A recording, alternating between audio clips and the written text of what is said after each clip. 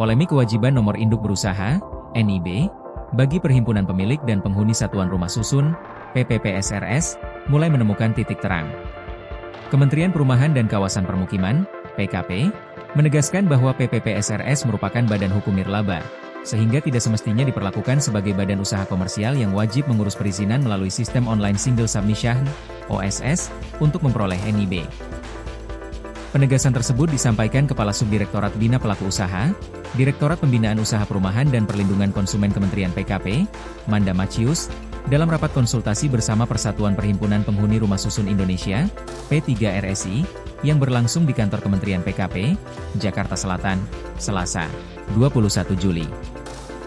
Pertemuan digelar sebagai tindak lanjut atas banyaknya pengaduan dari pengurus PPPSRS di berbagai daerah yang mengalami kesulitan dalam mengurus berbagai izin operasional karena masih diminta melampirkan NIB dan memilih kode klasifikasi baku lapangan usaha Indonesia, KBLI.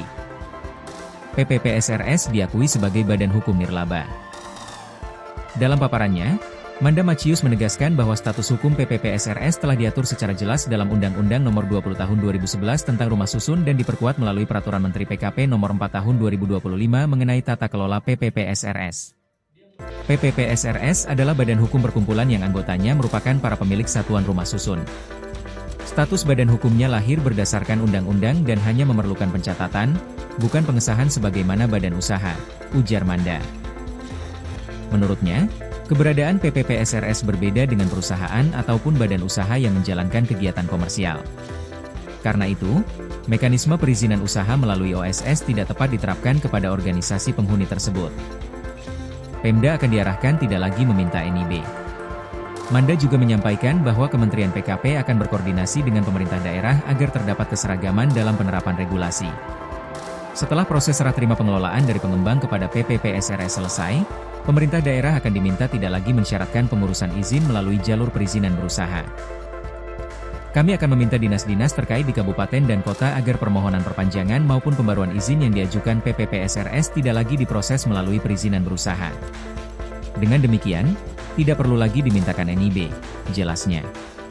Langkah tersebut diharapkan mampu menghilangkan perbedaan interpretasi yang selama ini terjadi di berbagai daerah. Kepala Humas DPP P3RSI, Erlan Kalo, menyambut baik penjelasan yang disampaikan Kementerian PKP. Menurutnya, kepastian regulasi sangat dibutuhkan agar pengurus PPPSRS dapat menjalankan tugasnya tanpa terbebani persoalan administrasi yang tidak sesuai dengan status hukumnya. Ia menilai pemerintah mulai memahami bahwa PPPSRS merupakan organisasi penghuni yang dibentuk berdasarkan undang-undang, bukan badan usaha yang mencari keuntungan. Kami menyambut baik langkah pemerintah yang mulai memahami posisi PPPSRS sebagai organisasi penghuni, bukan entitas bisnis. Harapannya, kisruh perizinan ini segera mendapatkan solusi terbaik, ujar Erlan. Banyak pengurus apartemen mengeluh.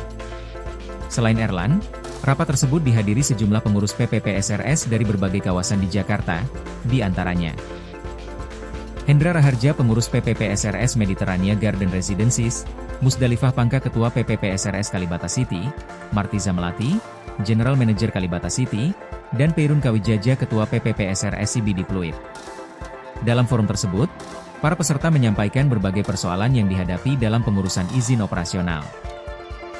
P3RSI mengungkapkan bahwa banyak instansi pemerintah masih mensyaratkan NIB bagi PPPSRS untuk berbagai keperluan administrasi, antara lain pengurusan izin operasional genset, instalasi pengolahan air limbah, IPAL, perpanjangan STNK kendaraan operasional, hingga pengurusan sertifikat laik fungsi, SLF. Menurut P3RSI, persyaratan tersebut menimbulkan kebingungan karena PPPSRS tidak menjalankan kegiatan usaha komersial, melainkan mengelola bagian bersama, benda bersama, dan tanah bersama demi kepentingan para pemilik serta penghuni rumah susun. Perlunya harmonisasi regulasi. Dalam surat permohonan konsultasi yang disampaikan kepada Kementerian PKP, P3RSI menjelaskan bahwa berbagai pengaduan dari anggotanya menunjukkan masih adanya perbedaan interpretasi dalam penerapan aturan perizinan di berbagai daerah. Akibatnya, tidak sedikit PPPSRS yang mengalami hambatan administrasi, bahkan kesulitan memperoleh atau memperpanjang izin operasional gedung. P3RSI menilai kondisi tersebut berpotensi menciptakan ketidakpastian hukum serta menghambat proses pengalihan pengelolaan dari pengembang kepada PPPSRS sebagaimana diamanatkan dalam UU Nomor 20 Tahun 2011 tentang Rumah Susun. Selain itu, penerapan sistem OSS berbasis risiko yang diatur dalam Peraturan Pemerintah Nomor 5 Tahun 2021 perlu diharmonisasikan dengan regulasi khusus mengenai rumah susun agar tidak menimbulkan tumpang tindih kewenangan. Melalui konsultasi ini, P3RSI berharap Kementerian PKP dapat menerbitkan pedoman atau surat edaran kepada pemerintah daerah dan instansi teknis terkait, sehingga terdapat kesamaan persepsi mengenai status hukum PPPSRS. Dengan adanya kepastian regulasi, proses pengelolaan rumah susun di Indonesia diharapkan dapat berlangsung lebih profesional, tertib administrasi, dan memberikan kepastian hukum bagi jutaan penghuni apartemen di seluruh Indonesia.